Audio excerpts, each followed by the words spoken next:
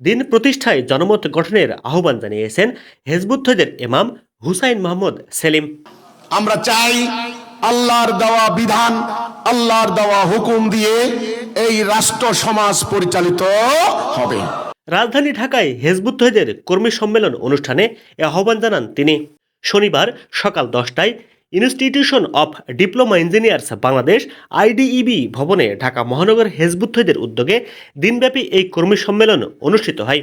হেজবুত তওহিদের যুগ্ম সাধারণ সম্পাদক ডাক্তার মাহবুব আলম মাহফুজের সভাপতিত্বে অনুষ্ঠানে প্রধান অতিথি হিসেবে বক্তব্য রাখেন সংগঠনের শীর্ষ নেতা ইমাম হুসাইন মোহাম্মদ সেলিম। প্রধান অতিথির বক্তব্যে তিনি বলেন, চলমান অন্যায় অবিচার বন্ধ করে শান্তি প্রতিষ্ঠার একমাত্র উপায় আল্লাহর বিধান দিয়ে রাষ্ট্র পরিচালনা করা। কিন্তু এটা দুঃখজনক যে ইসলামী বিধিবিধানের প্রতি মানুষের এক ধরনের ভীতি রয়েছে। দিনের ব্যাপারে বিভিন্ন উগ্রগোষ্ঠীর বিকৃত চিন্তাধারা ও কর্মকাণ্ড মানুষের মধ্যে এই ইসলাম ভীতি তৈরি করেছে। হেজবুত তওহিদের ইমাম বলেন, ইসলাম একটি ভারসাম্যপূর্ণ ও মানবিক জীবন ব্যবস্থা যা সকল ধর্ম ও মতের মানুষের অধিকার রক্ষায় প্রতিশ্রুতিবদ্ধ। রসুল সাল্লাল্লাহু আলাইহি সাল্লাম ও তার সাহাবীরা যে তৌহিদ ভিত্তিক রাষ্ট্র প্রতিষ্ঠা করেছিলেন, সেখানে সকল ধর্ম ও বিশ্বাসের মানুষের অধিকার সংরক্ষিত ছিল। ইসলামের সেই সঠিক রূপটি এখন মানুষের সামনে অনুপস্থিত। উপস্থিত নেতাকর্মীদের উদ্দেশ্যে সংগঠনের এই শীর্ষ নেতা বলেন, দিন প্রতিষ্ঠা করতে হলে জনমত গড়ে তোলা অপরিহার্য।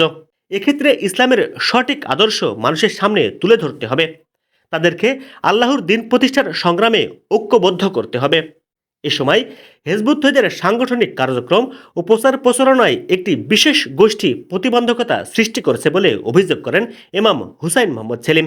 তিনি বলেন, ধর্মের নামে উগ্রবাদ সৃষ্টির বিরুদ্ধে কথা বলায় তারা হেজবুত তওহিদের সদস্যদেরকে আক্রমণ করছে।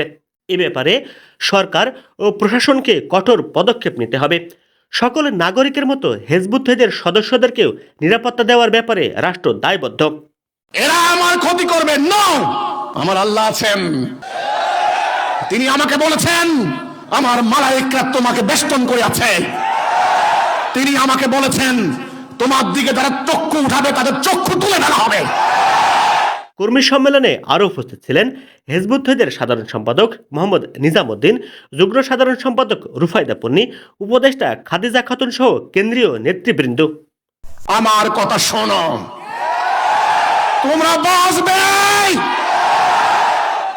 এই দেশের রাষ্ট্রকে নিয়ে যারা চিন্তা করো, আমার সোনার বাংলা আমি তোমায় ভালোবাসি, এ গান গেয়ে তোমরা রাষ্ট্রকে রক্ষা করতে পারবে না। কিভাবে রাষ্ট্রকে রক্ষা করতে হয়, আসো বসো, আমার কথা শোনো।